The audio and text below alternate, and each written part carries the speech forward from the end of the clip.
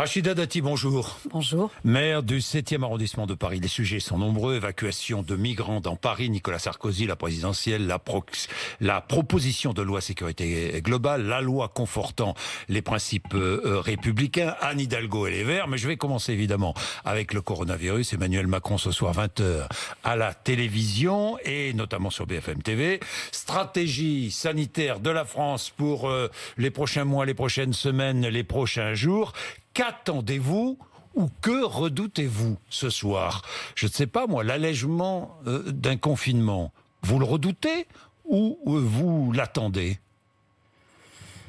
Ce qu'attendent les Français de la parole du président de la République, parce que comme on a l'impression qu'entre les Français et le président de la République, rien n'existe, puisqu'il n'associe pas les élus locaux, il n'associe pas les échelons intermédiaires qui pourraient effectivement contribuer pour une meilleure gestion de cette crise sanitaire. Conseil de défense tout à l'heure d'ailleurs. Oui, mais le Conseil de défense, c'est Emmanuel Macron. Oui, Emmanuel Macron. Conseil, le mot est trop, c'est Emmanuel Macron. Mais avant de prendre une décision, il faudrait consulter les élus, consulter le Parlement, consulter... Vous imaginez c'est pas ce que je suis en train de vous dire. Je vous dis, cette crise sanitaire, elle impacte l'ensemble des Français et des territoires. Et d'ailleurs, certains territoires sont impactés de manière différente par rapport à d'autres. Nous n'avons pas un impact homogène de cette crise sur tous les territoires. Et donc, il est important de pouvoir avoir les avis des élus, notamment des élus locaux. Regardez, les présidents de région ont été à la manœuvre quand même dans cette gestion de la crise sanitaire, ne serait-ce que pour pallier aux carences gouvernementales en termes de masques, en termes de tests, même en proposition d'isolement des personnes testées positives. Donc il y a eu un échec gouvernemental sur le masque, tout le monde s'accorde à le dire, sur les tests, tout le monde s'accorde à le dire. D'ailleurs, eux-mêmes l'ont dit, Emmanuel Macron l'a dit lui-même en disant, c'est vrai que sur les tests, on va continuer à dépister, mais finalement, on s'est loupé sur l'isolement. Et donc, on continue. Regardons devant. Qu'attendez-vous ce soir d'Emmanuel Macron? Je pense que ce que les Français attendent, c'est qu'il donne une perspective, qu'ils mettent un point dans l'horizon, Aujourd'hui, on a l'impression c'est un tunnel sans fin. Et donc, le vaccin est un point à l'horizon. Alors oui, d'abord, la réouverture des commerces. Donc la réouverture... Alors, si effectivement les annonces de ce soir, c'est de dire il faut réouvrir les commerces, sans doute. Moi, je trouve que les commerçants, ce sont des gens responsables. Responsables pour eux-mêmes et responsables pour leurs clients, responsables pour leurs salariés. Mais attention, si on annonce la réouverture des commerces, il faut qu'il annonce aussi comment on évite de les refermer. C'est ça l'importance. On ne peut pas comme ça faire du yo-yo sur l'économie, mais aussi, moi je veux vous dire, au-delà de l'économie, sur la vie des gens. Et donc, aujourd'hui, il faut qu'il puisse donner une perspective pour les commerçants, pour les artisans, pour les Français en général. Mais également, comme je vous le disais, il y a eu un échec sur les masques et les tests. Il faut que la vaccination soit pas un échec. Vous voyez l'Allemagne, on a eu une réunion avec le professeur Delfrécy. Lui-même nous a affirmé ça. L'Allemagne, ça fait 3 semaines qu'elle a préparé l'arrivée du vaccin, en essayant de voir dans quels endroits on va vacciner, quels vont être les publics cibles. L'Allemagne est déjà organisée pour pouvoir vacciner. Nous n'avons aucune visibilité, ni sur quel type de vaccin. De quel type de vaccin les Français vont bénéficier, et puis quel type de public va être prioritaire et où vont se faire la campagne. Donc vous attendez ces précisions ce soir du président de la République? J'espère que ce sera des précisions qui seront données. Bon, campagne de vaccination, vous ferez vacciner vous-même? Écoutez, moi je vais voir en fonction parce qu'il y aura sans doute des publics plus prioritaires. Donc on verra ensemble ça. Moi je suis pas contre le vaccin. Sur le vaccin. Vous vaccineriez votre fille? Sur les enfants, si effectivement, pour l'instant, ça n'a pas été indiqué. Si c'est indiqué, moi, ma fille a toujours eu tous les vaccins qui sont obligatoires et qu'on a recommandés. Bien, Rachida Dati, je voudrais revenir sur ce qui s'est passé hier soir, place de la République à Paris, évacuation d'un campement de migrants, des Afghans, pour la plupart, évacuation avec des images qui ont choqué le ministre de l'Intérieur, Gérald Darmanin, certaines images qui ont heurté le ministre de l'Intérieur, qui demande des comptes aujourd'hui au préfet de police, des comptes, un rapport d'abord, et des explications au préfet de police. Les images vous ont choqué? Évidemment que les images sont choquantes. Bien sûr, tout le monde peut être choqué par les images. D'ailleurs, quel que soit votre point de vue, que ce soit vis-à-vis des forces de l'ordre ou de ces migrants. Et donc, qu'est-ce que ça traduit ? Ça traduit d'abord l'échec de la politique migratoire en France, et que ce refus de prendre à bras-le-corps ce sujet, qui est un sujet important. On va parler de la loi sur la sécurité globale. Vous savez, la loi sur la sécurité globale, qu'est-ce qu'elle traite ? Elle traite les conséquences, elle ne traite pas les causes. Mais dans les causes, il y a aussi de revoir mais vraiment à fond cette politique migratoire. Rétablir d'abord le délit de séjour irrégulier qui a été supprimé par la gauche. Quand vous avez des forces de l'ordre qui sont face à des individus, ils ne peuvent même pas les interpeller ou les contrôler spontanément, puisque le délit de séjour irrégulier n'existe plus. Donc on met nos forces de l'ordre en difficulté aussi mais ces Afghans demandent le droit d'asile. Ils sont entrés en France, ils demandent le droit d'asile. Beaucoup ont été déboutés. Beaucoup ont été déboutés. Ça, il faut le savoir. Et Paris est devenu la pompe aspirante de tous les migrants en situation irrégulière. Pardon d'employer ces termes, mais par exemple, la mairie de Paris ne se conforme pas aux dispositifs nationaux et réglementaires pour maîtriser les flux migratoires et n'adhère pas, ne veut pas rentrer dans les dispositifs, notamment d'évaluation de l'âge des migrants. Mais qui est responsable ? La mairie de Paris, l'État ? La mairie de Paris, de toute façon, elle a une responsabilité parce qu'elle a laissé s'installer ces camps de migrants. Nous avons eu une elle a proposé des places, dit-elle. Elle a proposé des places d'hébergement. Oui. Vous me parlez d'une conséquence. Oui. Je vous parle de la cause. D'abord, il faut que Mme Hidalgo se conforme aux dispositifs réglementaires et nationaux. Qu'elle puisse être aux côtés, s'inscrire dans la loi et le règlement pour pouvoir maîtriser les flux migratoires. Ça n'est pas le cas. Ça n'est pas le cas. Et puis sur les mineurs isolés, aujourd'hui, Paris est la seule ville qui ne permet pas l'évaluation de l'âge des migrants pour pouvoir adapter les dispositifs, soit une expulsion, soit une prise en charge, soit effectivement donner une protection. Donc ça génère évidemment beaucoup de problèmes. Je comprends. Vous dites il y a une responsabilité forte de l'État parce que la politique migratoire n'est pas celle qu'elle devrait être. Bien sûr. Mais Rachida Dati, revenons sur ce qui s'est passé hier soir. Et que Mme Hidalgo ne respecte pas les dispositifs réglementaires de maîtrise des flux migratoires et de pouvoir appréhender notamment les mineurs isolés. Revenons sur ce qui s'est passé hier soir. Y a-t-il un problème avec le préfet de police ? Le préfet de police, que je connais bien. Oui, je sais. Qu'a-t-il comme consigne ? Nous travaillons ensemble sur la sécurité. Vous savez que Paris a eu une explosion de la délinquance. Il fait face à cela. Vous le soutenez ? Ne serait-ce que les vols-violences. Vous savez, Monsieur Bourdin, entre 2013 et 2019, les vols-violences ont augmenté de plus de 100%. Donc, qu'a-t-il comme consigne ? 1, on lui dit, il faut lutter contre la délinquance. 2, il faut démanteler les camps de migrants. Il a comme instruction de ne laisser aucune implantation de camps de migrants à Paris. En cela, il n'est pas aidé par la mairie de Paris, puisqu'elle n'adhère pas aux dispositifs nationaux. Et d'autre part, il n'est pas aidé puisqu'il met en première ligne nos forces de l'ordre, la police nationale, parce que Mme Hidalgo refuse de Est-ce que vous lui demanderiez des comptes ? Non mais, Monsieur Bourdin, je termine juste ma phrase. Oui. Il n'a pas, en complément et en soutien, une police municipale armée qui pourrait aider ces forces de l'ordre. Je vais y revenir, police municipale. Oui, d'accord, mais c'est une force de sécurité qui manque à Paris et qui manque fortement. Oui, mais c'est pas la police municipale qui évacuerait bien sûr que les campagnes. Bien sûr que si, parce qu'elle pourrait être en soutien de la police nationale. En soutien de la... Mais est-ce que vous le soutenez, le préfet de police ? Est-ce que Gérald Darmanin doit le limoger ? Doit s'en séparer. Non mais d'abord, je ne sais pas, vous lui demanderiez des comptes après les images vues ? Non mais on peut demander des explications. Oui. Mais c'est pas un règlement de compte. Le préfet de police, on lui dit pas d'implantation de camps de migrants dans Paris. Oui. S'il y en a un, vous les démantelez. Donc il fait son travail. Donc vous il a fait son travail avec les moyens qu'on lui donne. Avec les moyens qu'on lui donne. Il le dit lui-même. Il dit, j'ai un problème à Paris. Je veux une police municipale armée. Vous êtes choqué, de l'autre côté, vous dites qu'il a fait son travail. Oui, mais il a fait son travail avec les moyens qu'on lui donne. Si les moyens ne sont pas suffisants, à un moment donné, forcément, on risque le dérapage. Aujourd'hui, à Paris, il n'a pas de police municipale armée qui pourrait l'aider. Il la réclame, le préfet de police. De la même manière, nous avons 1360 caméras dans Paris. Il demande un système de vidéoprotection supplémentaire, plus sophistiqué. La place de la République, je vais vous prendre cet exemple. Vous savez, quand elle est visible, il y a des caméras aux abords de la place de la République. Elle n'est visible pour les caméras, pour les superviseurs, qu'en hiver, quand il n'y a plus de feuilles aux arbres. Voilà le système de protection et de surveillance à Paris. La délinquance explose. On est soumis à une menace terroriste élevée et on n'a pas les moyens de sécuriser Paris. Et puis, je vais vous dire, aujourd'hui, il ne devrait pas plus y avoir de débat sur la police municipale armée. Et on va accueillir les JO 2024 dans l'état de Paris aujourd'hui. On parlera du séparatisme. Une partie de Paris, ce sont des territoires qui sont totalement perdus par la République. C'est une réalité parisienne. Donc, ce qui se passe aujourd'hui, si effectivement on fait porter le chapeau au préfet de police, en tous les cas, il exécute les ordres qu'on lui donne.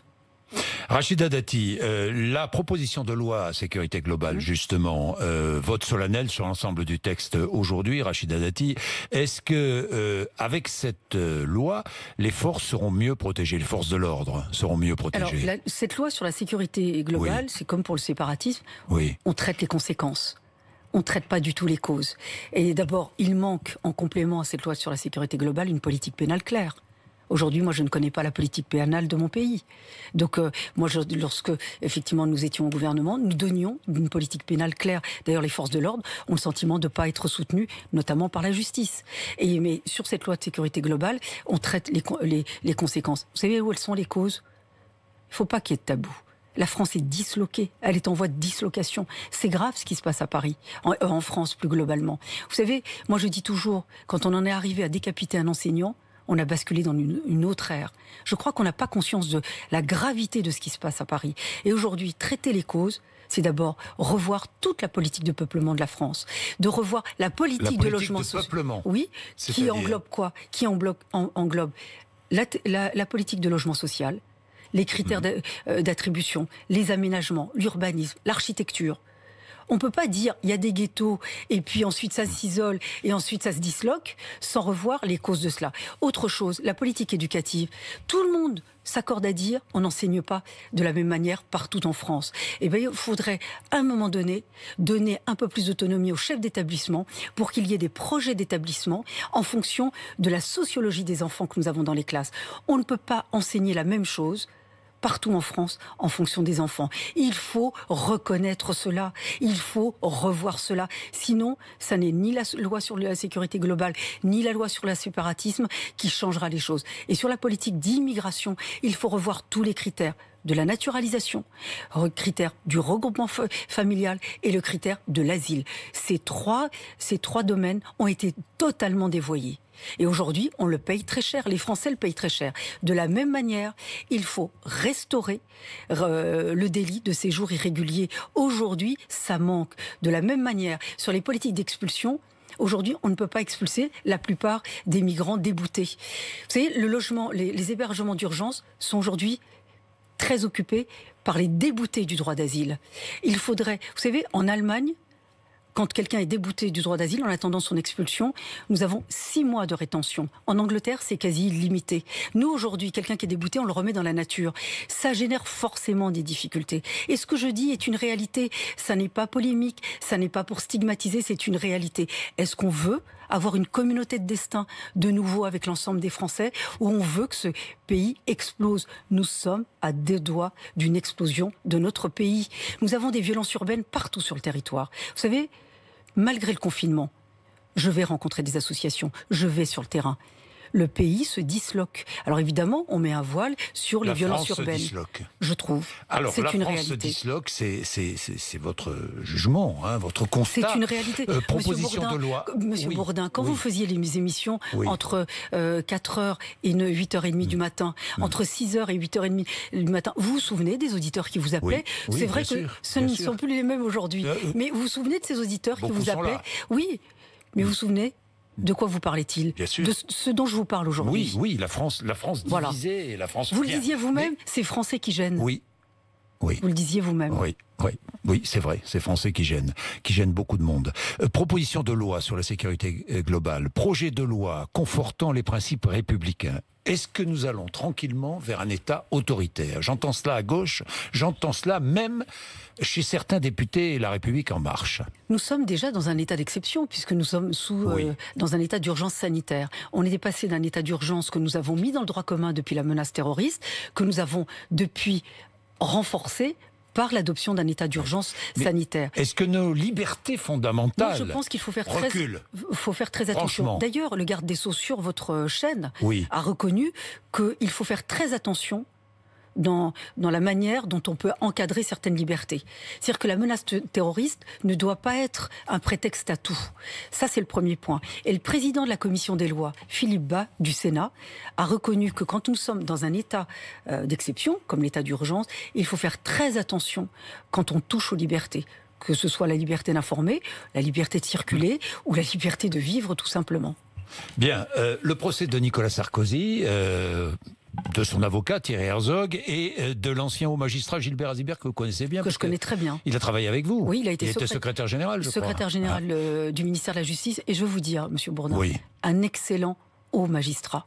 Oui. Ça a été quelqu'un qui a eu une carrière irréprochable au service de la France et au service de la justice. Alors la grande question de ce procès, le procès qui a été suspendu, il reprendra jeudi, la grande question, Gilbert Azibert a-t-il obtenu des informations informations secrètes au profit de Nicolas Sarkozy? A-t-il influencé des magistrats en échange d'un prestigieux poste au Conseil d'État monégasque qu'aurait promis Nicolas Sarkozy? C'est la grande question de ce procès. Vous savez que cette affaire, l'affaire dont on parle, pour laquelle, vous savez que ils ont tous bénéficié d'un non-lieu. L'affaire qui a généré les écoutes a bénéficié d'un non-lieu. Non, mais c'est important de le rappeler. C'est vrai. Moi, je vais vous dire, ce qui me choque d'abord, c'est l'instrumentalisation de la justice, et cette justice, parce que ça affaiblit... L'instrumentalisation par qui, bien sûr, mais y compris par la justice. Je vais vous dire, ça affaiblit cette institution qui est quand même le pilier de l'état de droit. Ce procès ne devrait pas avoir lieu. Mais est-ce que j'ai dit cela? Non, je vous pose la question. L'instrumentalisation, la surmédiatisation, quand vous avez un mur de photographes, une meute qui attend juste pour avoir une photo, mais ça affaiblit tout le monde, ça affaiblit la politique, ça affaiblit le journalisme et ça affaiblit la justice. Premier point. Deuxième point, que s'est-il passé dans cette affaire? Pendant plus de 7 mois, nous avons écouté un client et son avocat. C'est une atteinte grave aux libertés individuelles, aux libertés publiques et aux droits de la défense. Pourquoi je dis cela? Parce que Nicolas Sarkozy, il a les moyens de se défendre. Il a les moyens de se défendre. Et je vais vous dire, vous verrez, ce sera reconnu, son innocence sera reconnue. Mais de quoi parle-t-on? D'une atteinte grave à une liberté fondamentale, qui est celle de la relation entre un avocat et son client. Une atteinte aux droits du justiciable et de sa défense. Mais Monsieur Bourdin, que dirions-nous si nous avions écouté un journaliste et sa source? Vous seriez tous en grève, vous seriez tous en train de manifester. C'est la même chose. Et c'est très grave, cette affaire est très grave. C'est pas une affaire de droit commun, c'est une atteinte grave à une liberté. Et donc, ce procès, c'est le procès d'un droit fondamental qui est celui le droit de la défense. Vous savez, la protection des sources, vous êtes très soucieux de cela. J'étais garde des Sceaux, et à la demande de Nicolas Sarkozy, j'ai porté ce texte. J'ai renforcé les garanties de la protection des sources des journalistes. Ce dont bénéficient les journalistes, nous l'avons fait adopter. Nous sommes très soucieux de ce type de liberté, qui est une liberté importante, justement, pour notre état de droit. J'écoute vos positionnements, et je me souviens de ce que vous avez déclaré au Times. I want to be president. C'est mauvais accent, je le dis tout de suite. C'est chic, oui, mais ça veut dire quelque chose. Bien sûr que ça veut dire quelque chose. Je veux être présidente. I want to be president. La question a été, où vous verriez, je vais vous dire la réalité de cette interview. Oui. Et on me dit, mais vous voyez où en 2022? Et j'ai dit, à l'Élysée. Ben oui. Alors, c'est vrai. À l'Élysée. Oui. Vous voyez à l'Élysée en 2022. Vous savez, j'appartiens à une famille politique qui a gagné toutes les élections intermédiaires, les élections locales. Ça veut dire quelque chose. Nous avons un socle idéologique. Moi, regardez ce dont on parle depuis tout à l'heure, les valeurs républicaines, une communauté de destin, notre pays, la France. Si je suis à votre table, c'est grâce à ces valeurs républicaines et à ce qu'est la France. Mais moi, je trouve que la France n'est plus cette communauté de destin. Vous savez, quand j'entends sur votre plateau, et ça fait ricaner, sourire votre journaliste, que Anne Hidalgo, puisse, maire de Paris, dise finalement j'ai été élu avec des élus non républicains. Le séparatisme commence là. Le recul de la République, de ses élus, que de compromis en compromis, c'est devenu des compromissions. Et bien avec ces compromissions... Complices de l'islamisme ? Du séparatisme, parce que du séparatisme, là, quand vous reculez sur les valeurs républicaines, C'est un autre type de mode de société, de mode de vie qui s'installe.